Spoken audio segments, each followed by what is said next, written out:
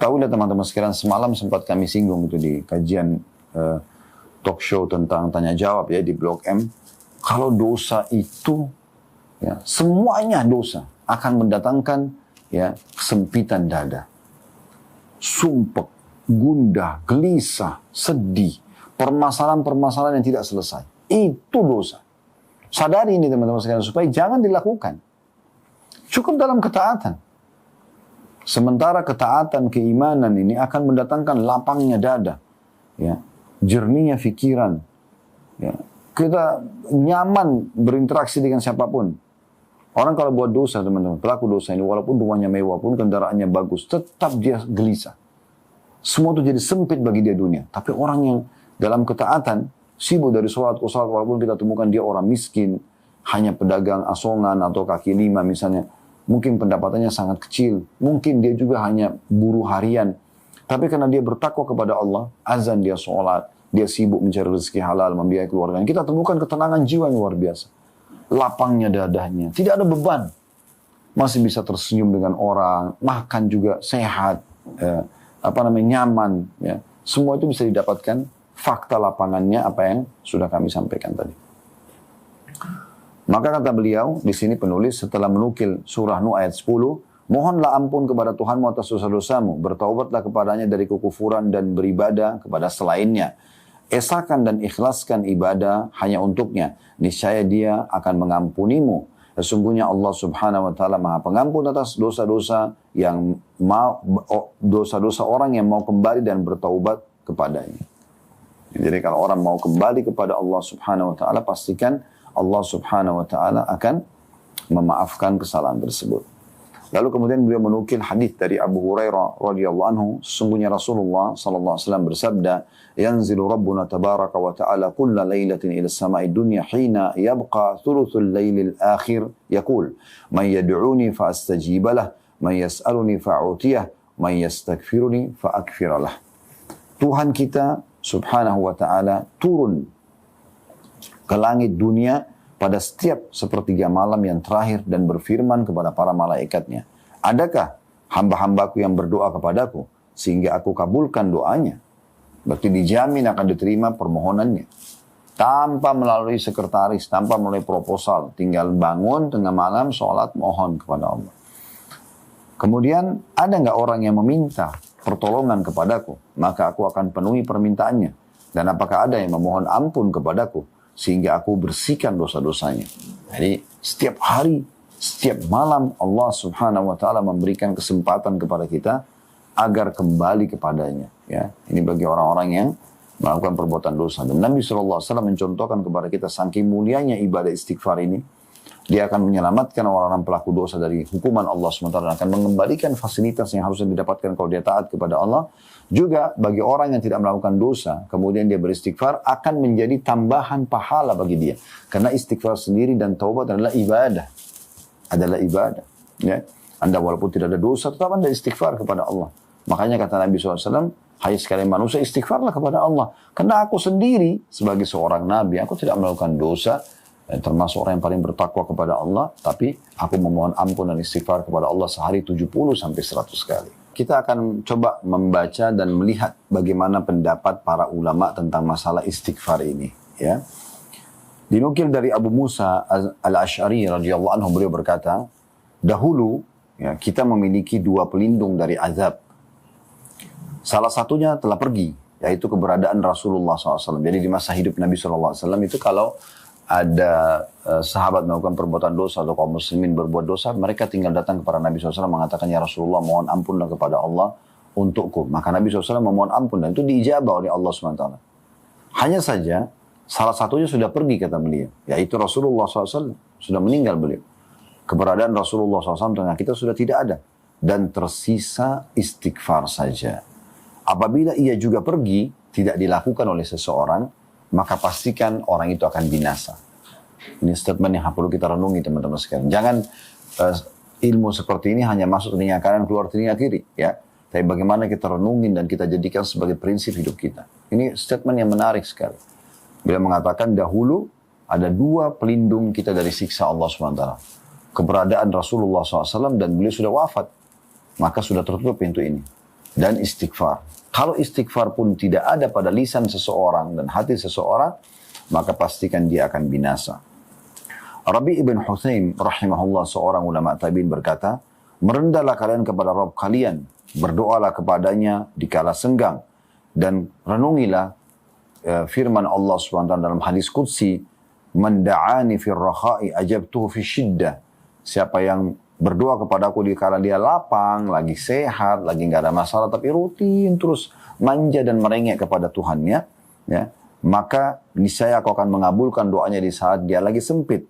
Wa man sa'alani a'taituhu. Dan siapa yang memohon kepadaku, kata Allah, aku pasti akan memberikannya, selama dia bukan minta yang haram. Wa man tawadha'a li rafa'tuh. Dan siapa yang merendah karena aku akan angkat derajatnya. Wa man tafarraga li rahimtuh. Dan siapa yang meluangkan waktu untuk beribadah kepadaku, aku akan kasihi dia. Wa man istaghfarani ghafartulah. Dan siapa yang memohon ampun kepadaku, niscaya aku akan mengampuninya. Dinukil juga perkataan Qatadah rahimahullah oleh sebagian ulama. Tentu ini bagi teman-teman yang pegang buku, tidak ada di buku kita ya. Ini saya tambahkan dari statement para ulama salah berhubungan dengan masalah istighfar. Nanti kan kita kembali ke buku kita lagi insyaAllah. Qatadah berkata, Al-Quran menunjuki kalian penyakit dan obat penyembuh kalian. Semua sumber masalah kita sudah diceritakan dalam Al-Quran. Sumbernya cuma satu. Dan juga sudah diberikan obatnya atau solusinya. Penyakit kalian adalah dosa. Dan obat penyembuh kalian adalah istighfar. Jadi memang masalah kita semua adalah dosa. Pelanggaran adalah sumber permasalahan dalam hidup kita. Dan solusinya istighfar. Istighfar. Berapa banyak orang sembuh dari penyakit yang sudah divonis tidak bisa sembuh oleh medis, sembuh karena istighfarnya. Berapa banyak orang yang kelilit utang, bangkrut usahanya karena perbuatan dosa yang dilakukan Allah hukum, bisa kembali lagi berjaya dengan istighfar. Berapa banyak orang yang tidak punya keturunan, kalau mereka beristighfar Allah berikan keturunan. Dan sekian banyak contoh dari kehidupan kita, baik orang-orang yang telah mendahului kita dan pengalaman mereka, ataupun kita kalau mempraktikkan dalam kehidupan akan merasakan hal yang sama. Ali radhiyallahu anhu mengatakan, yang sangat aneh, ada orang yang binasa sementara keselamatan ada bersamanya. Kemudian orang bertanya, apa keselamatan yang Anda maksudkan? Kata Ali, istighfar.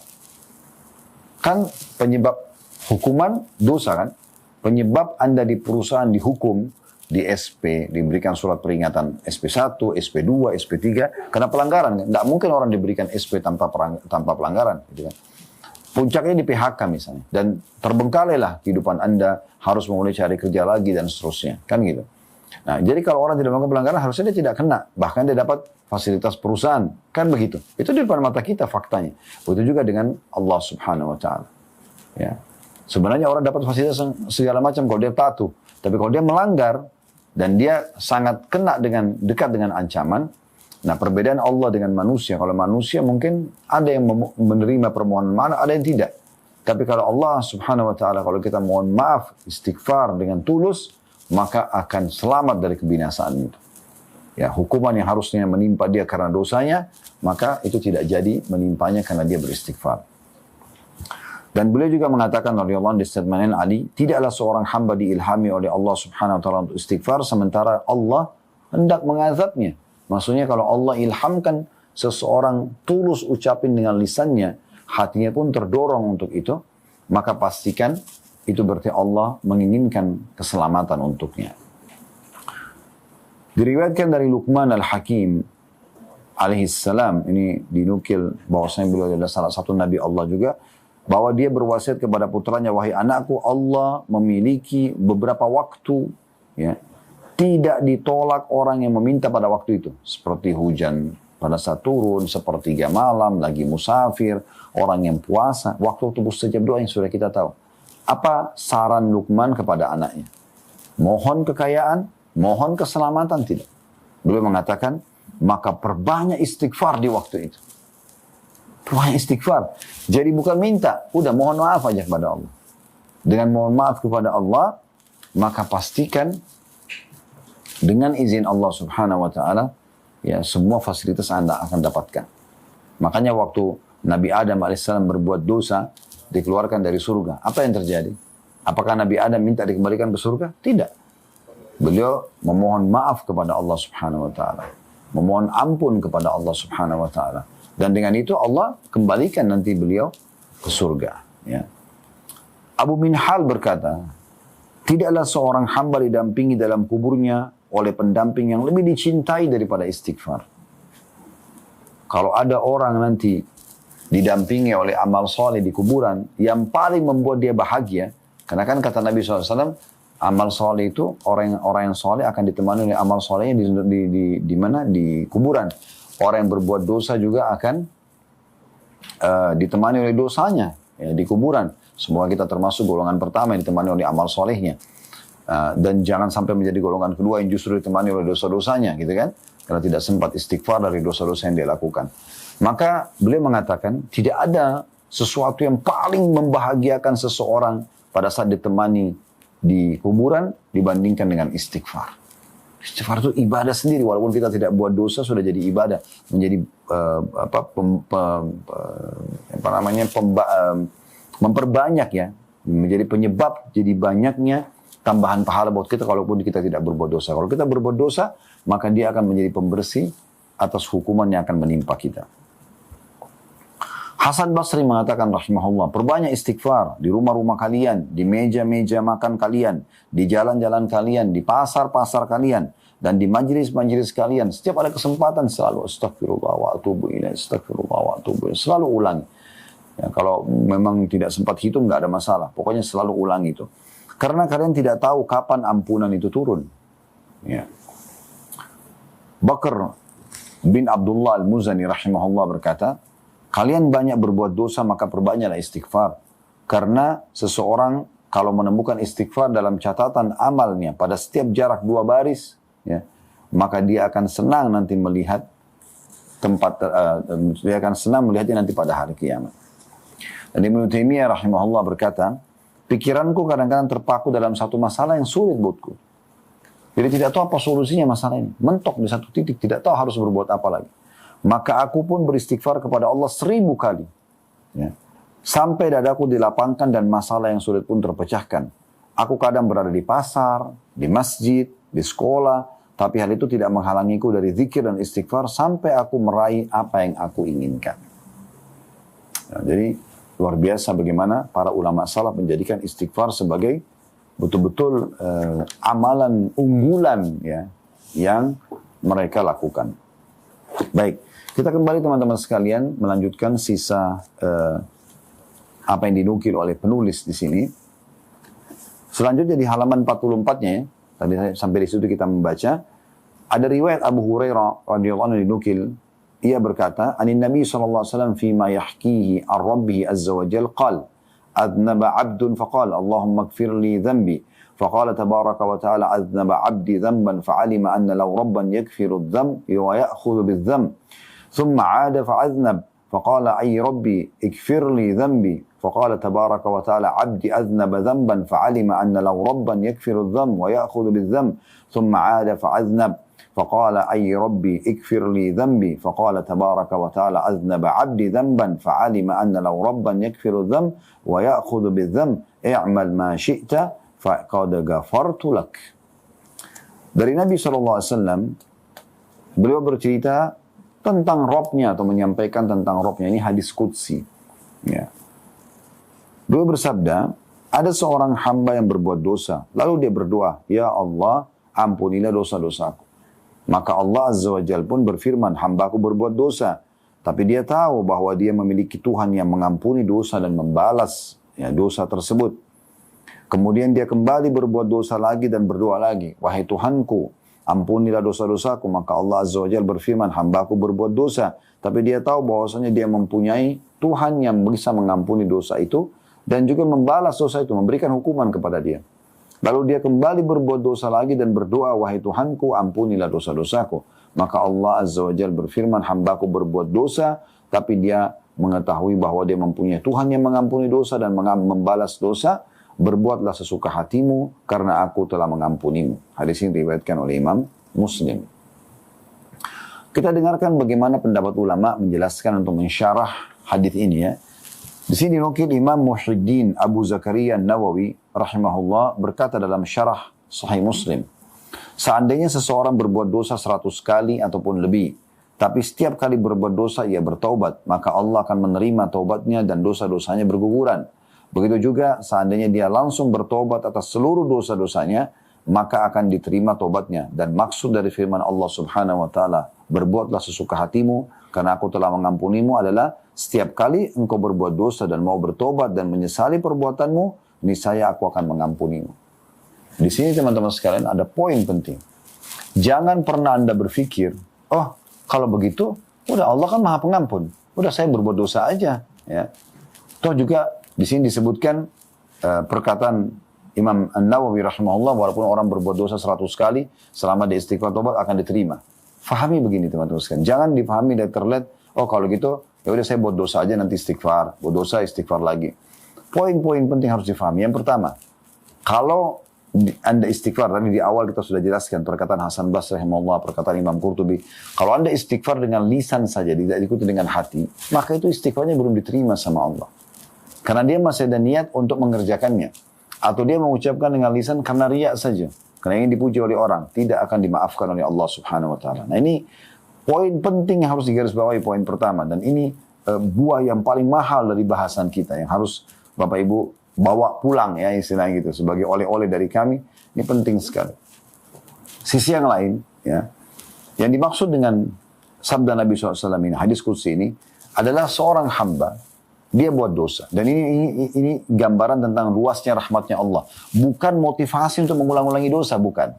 Ya, jadi jangan difahami, oh kalau gitu berarti buat dosa istighfar lagi Allah maafkan. Buat dosa istighfar lagi Allah maafkan. Berarti boleh dong kita ulang-ulangi dosa. Bukan itu pemahamannya. Pemahamannya adalah hadis ini menjelaskan tentang luasnya rahmat Allah. Kalau seandainya ada seorang hamba, dia tinggal di satu wilayah misalnya. Wilayah itu penuh dengan ahli maksiat. Dia terjerumus lalu dia segera kembali. Karena dia takut, dia beristighfar kepada Allah SWT. Berjalanlah dia. Karena tidak ada komunitasnya. Dia mulai lagi setelah sekian lama berbuat dosa lagi. Tapi dia bukan niat dari awal melakukannya. Terpengaruh lalu dia berbuat dosa lagi. Di saat itu dia istighfar lagi kepada Allah SWT. Begitu terus terulang lagi yang ketiga kali. Maka selama dia memang waktu awal istighfar tulus kepada Allah Subhanahu wa taala dan dia tidak niat untuk mengulanginya tapi dia terjerumus. Lalu pada saat terjerumus dia tidak membiarkan dirinya terus dalam dosa, dia lalu beristighfar kepada Allah, selama itu pula Allah akan maafkan. Ini makna hadisnya. Ini menunjukkan tentang luasnya rahmat Allah Subhanahu wa taala. Bukan mudahnya orang untuk istighfar karena berbuat dosa. Jangan ke situ pemahamannya. Nah, ini poin yang perlu kita garis bawahi teman-teman sekalian. Semua manusia akan berbuat dosa. Tapi yang penting, kalau ada, tadi saya bilang, kalau ada kesempatan jangan dilakukan. Coba bersabar. Tapi kalau sudah terjerumus, kita istighfar kepada Allah Subhanahu wa taala. Kita pasti akan berbuat dosa. Semua orang berbuat dosa. Tidak ada manusia yang luput dari dosa, gitu kan? Tapi jangan teman-teman terus-menerus kalau sudah terjerumus, ulangi aja lagi. Gampang istighfar, ya. Karena memang kita pasti terjerumus dalam dosa itu. Kita semua pasti pernah berbuat dosa. Tinggal masalah kecil besarnya dosa tersebut, ya. Atau orang sengaja atau tidak sengajanya, atau dia melakukan, dia tobat atau dia tidak tobat. Nah itu posisi yang inilah mungkin manusia berada di antaranya. Beliau menukil selanjutnya hadits Abu Hurairah radhiyallahu anhu yang berbunyi, Rasulullah SAW bersabda, "Walladzi nafsi biyadi, law lam tudnibu la dhahaba Allah bikum, wa la jaa biqaumin yudnibuna fayastaghfiruna Allah fayaghfiru lahum." Demi zat yang jiwaku berada di tangannya, seandainya kalian tidak berbuat dosa, niscaya Allah akan melenyapkan kalian dan akan mendatangkan satu kaum yang berbuat dosa, lalu memohon ampun kepadanya, maka Allah Subhanahu wa taala mengampuni mereka. Hadis riwayat Muslim. Itu semua berkat keagungan, kata beliau, penjelasan hadis ini, itu semua berkat keagungan rahmat Allah Subhanahu wa taala yang meliputi segala sesuatu, juga berkat keagungan masalah istighfar. Karena itu wajib bagi seluruh kaum muslimin untuk senantiasa bertaubat sepanjang hayat, sebagaimana Allah Subhanahu wa taala berfirman dalam surat Tahrim ayat 8, "Ya ayyuhalladzina amanu tubu ilallahi taubatan nasuha." Hai orang beriman, bertobatlah kepada Allah dengan taubat yang semurni-murninya. Baik, bagaimana memahami hadis Nabi SAW yang beliau mengatakan, bersumpah atas nama Allah, kalau kalian tidak berbuat dosa, maka Allah akan melenyapkan kalian dan Allah akan datangkan kaum yang berbuat dosa lalu beristighfar kepada Allah. Apa maksudnya? Penjelasan hadis ini maknanya adalah kalian semua akan terjerumus dalam perbuatan dosa. Sebagaimana Nabi Adam juga berbuat kesalahan. Beberapa Nabi juga berbuat kesalahan. Dan itu bisa saja terjadi. Karena kan kita manusia. Ya, bisa tergoda, bisa terpengaruh. Tetapi bagaimana kita berusaha mengontrol diri agar tidak terjerumus dalam dosa tersebut dan bersabar. Karena kata Nabi SAW dalam hadis, "Man taraka syai'an la abdalahu khairan min." Siapa yang meninggalkan sesuatu karena Allah, Allah akan gantikan lebih baik darinya. Maksudnya pada saat godaan-godaan berbuat dosa datang, dia bisa bersabar, maka dia akan mendapatkan ganti yang lebih baik. Dia tadinya diajak berzina, kemudian dia tinggalkan, maka Allah akan datangkan pasangan yang baik. Nah seperti itulah, dia tinggalkan pendapatan haram, maka Allah datangkan pendapatan yang halal. Allah akan datangkan seperti itu. Tapi kalau sampai dia terjerumus dalam perbuatan dosa, maka Allah menerima taubat hamba-hambanya. Ya. Jadi ini hadis lebih fokus kepada orang yang terjerumus dalam perbuatan salah, bahwasanya Tuhanmu akan memaafkan selama engkau kembali kepada Allah Subhanahu wa Ta'ala. Dan para sahabat, ini sebagai penutupan di paragraf-paragraf terakhir bahasan kita, para sahabat menghitung bahwa istighfar dan taubat Rasulullah SAW dalam sekali majlis lebih dari 70 kali. Sebagaimana Rasulullah SAW bersabda, "Inilah astaghfirullah fil yaumi aktsara min 100 marrah."